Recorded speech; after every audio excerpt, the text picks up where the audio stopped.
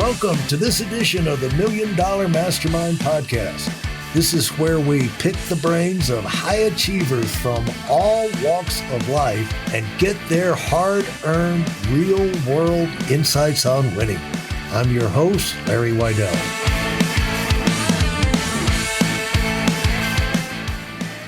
Now, talk about let's touch on virtual assistants. And it's undeniable that if you're going to move forward, that you'll either take advantage of this or you're going to be left behind. Your growth is going to be handicapped if you're not taking advantage of virtual assistants. And over the last since my book went out in 2015, Serial Winner, I've, to market the book and to put courses together and whatever, I've dealt with people in Copenhagen and Bali and, New Mexico City and, all over the world. And it's, once you get the relationship going, boom, you're in business because it's a phone call. Because you can be in these big corporate monoliths, like you could be in Apple headquarters out in Cupertino and never see any of these people that you're working with, and they're right in the same compound. And so you don't have to see them. Zoom broke down a lot of barriers and made a lot of people aware that these things were possible to operate at a high level without, physical presence. And so talk about how, but you do want to be sure who you're working with and not have to waste a lot of time figuring that out, because I think a lot of people have a couple of bad experiences. It's kind of like rejection, they have a few bad experiences, like forget the virtual assistant. But talk about your experience with that and kind of success stories you've seen with companies. Yeah, hiring virtual assistants is a game changer. We live in a day and age where you don't have to hire people in your town or the towns next to you. You don't need an office to go to. Opening up an office was probably one of the worst business decisions I ever made that we quickly got rid of. We were working remote before it was cool to work remote, and we hire a lot of VAs from the Philippines. We focus on skill, attitude, and communication, and we teach our interview and onboarding process at Outsource School. If anyone goes to outsourceschool.com, you can also grab our virtual assistant calculator there to see how many VAs you can afford. And it's all about, like, hiring good people is a game changer. There's entrepreneurs out there with good ideas that can't grow their business because they can't hire well. And there's entrepreneurs that have mediocre ideas, but they're good because they hire great people. And hiring is the difference between success and failure. It's not something they teach at a lot of schools when it comes to business, but if you can't hire, you're going to really struggle as an entrepreneur. It's something that we struggled with our first few years as an entrepreneur. And when we finally figured it out, it changed everything. It limits the amount of things that I have to focus on as an entrepreneur. I'm good at 1 to 3 things, and everything else my partner either does or we delegate it out. And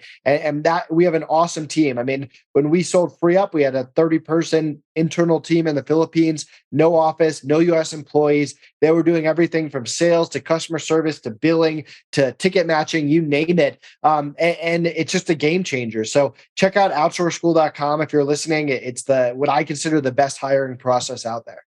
Now, is it your goal to teach other people to do it for themselves, or is it your goal just as big to do it, DFY, do it for you?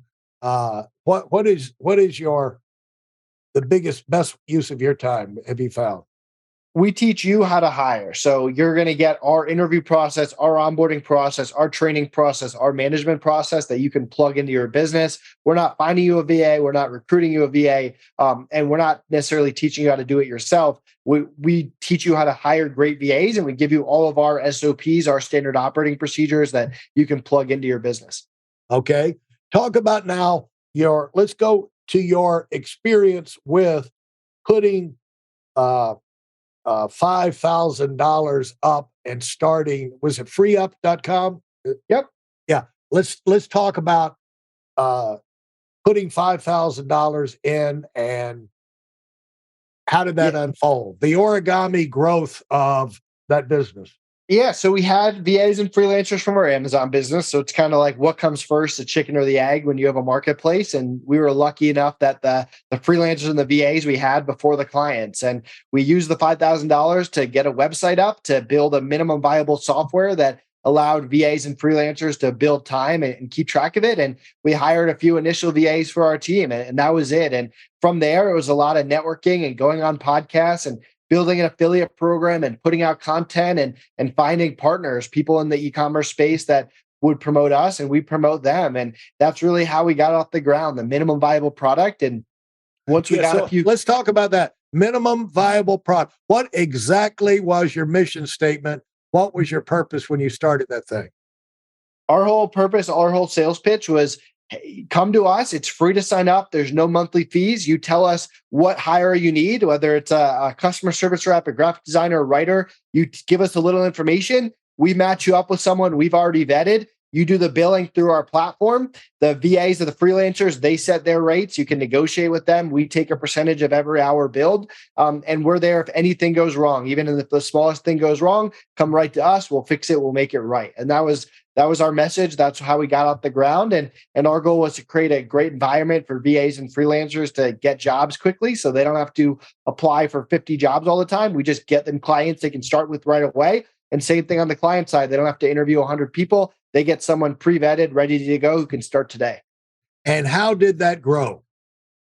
What were the numbers and the revenue, and how did that happen? It happened fast, happen gradually. Uh, We did $1 million in the first year, 5 million in the second, 9 million in the third, and 12 million in the fourth when we sold it. and you decided to sell it. Why? Yeah, so I mean, selling the business is a tough decision. We didn't go into How, to that how old were you when you decided to sell? 31. At what point were you in your life? You said, I'm going to sell this, because at a 31-year-old, he's got a business that's launching like this. You said, I'm going to take over the world. I'm going to do this, that. I got my future in front of me, my best years. I know how to do it. This is a proven need. I'm going to march forward in the future, but no, you spun it off. Now, what motivated that? Yeah, so you got to remember this is pre-COVID, so COVID didn't exist, and we were kind of at the point where we didn't think we wanted to sell the company, but one of our clients reached out to us and said, "Hey, we buy businesses, we don't start them. We want to get into the freelancer space. We love FreeUp. We use FreeUp. We'd be interested in buying it." And we kind of heard them out, and they ended up making us a really good offer. And then it was decision time, and there were a lot of factors. One factor was, we got this business at 12 million. We'd never gotten a business bigger than that. If we were to get to 25 or 50 million, we would have had to make drastic changes. What gets you to 12 doesn't get you to 25. So once you start making big changes, anything can happen. We could succeed, we could fail. It's uncharted territory. On top of that, the economy was at an all-time high, again, pre-COVID. So we thought maybe it was a good time to sell. We also did a lot of due diligence on the buyers, and they were great, and we have a good relationship to this day. They bought companies, the people they bought companies for in the past, they honored their word. They treated people well. They had a history of treating employees and our team well, and we wanted our team and our clients to be taken care of. We negotiated $500,000 from the sale to be given to our internal team in the Philippines, so that was a big part of it.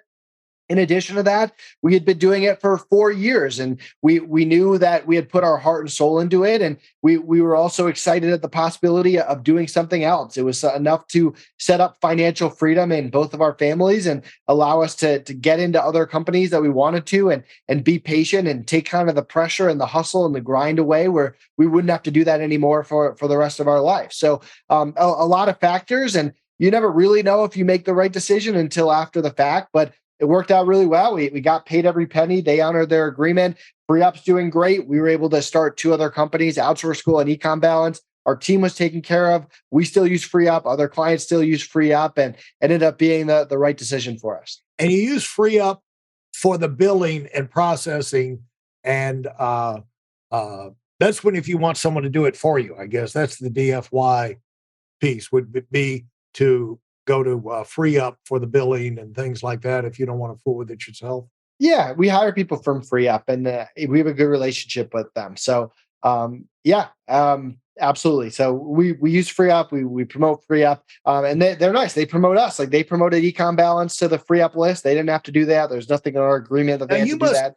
you must have done something right in setting up free up in the sense that when companies come in to buy, a lot of times, well, what they want to make sure is the management team is in place, that there's a functioning group there that's going to continue to function. It's not pull the leader out and the whole, it's like a card tower and the whole thing comes tumbling down.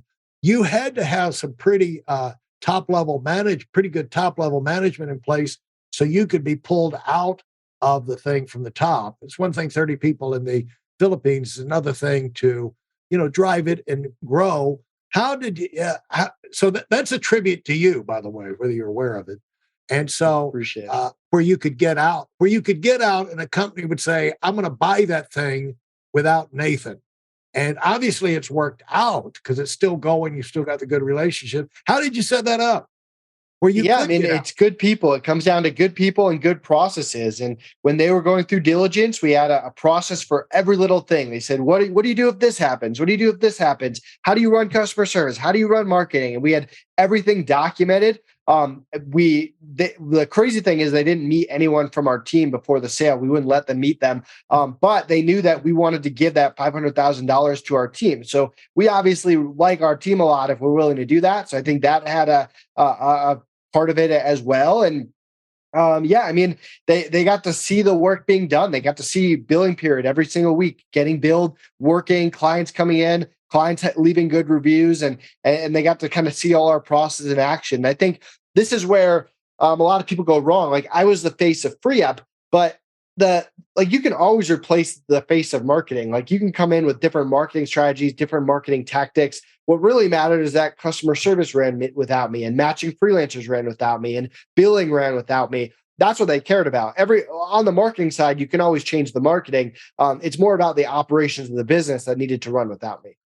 Elaborate on that. I mean, that's a point that people would do well to get really clear on, because at some point it's just nice to have an exit strategy. I think well run companies grow. And part of making your company well run is to make sure all those areas are solid and can function on their own, because you really only have a business when that business can operate at a high level without you there. And so it's one thing to look at the business as a whole. It's another thing to look at the pieces. And so talk about that, spend a little bit more time on that, because I think people could get a lot out of just having those ideas solidified in their mind a little bit more, because most of us will go to the point of least resistance, or, whatever the squeaky wheel is that gets the attention. But while you're fixing the squeaky wheel, if you raise your sights a little bit, you can notice why that thing ever started to squeak. And if that's whatever caused that over this side, might be something that is going to cause you a squeaky wheel in another side. And you can be putting systems in place. My idea about systems is like solve a problem, but then put a system in place where it's very unlikely that's going to come up again, and it sounds like that's how you went about it. Yeah, I mean, it's a system for everything. It's step 1, step 2, step 3. This is how billing day runs from the morning you wake up till the morning you go to bed.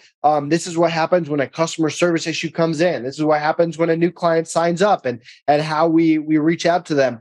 It's a documented process for every single thing in your company, and also giving those SOP ownership to other people. My customer service reps, they were in charge of the customer service SOP, and they'd keep it updated. Marketing people, they were in charge of the marketing SOP. They'd keep it updated. So it wasn't all on Connor and I, and Connor and I could leave for 2 weeks and the business would keep running without us. And that's what allowed us to sell the company.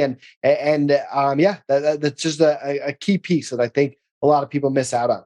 How quick did you get going with new companies, and did you start that with totally new people, or did you carry over some of your key players? Like a head football coach will take some of his, some of his closest coaches over to the next team.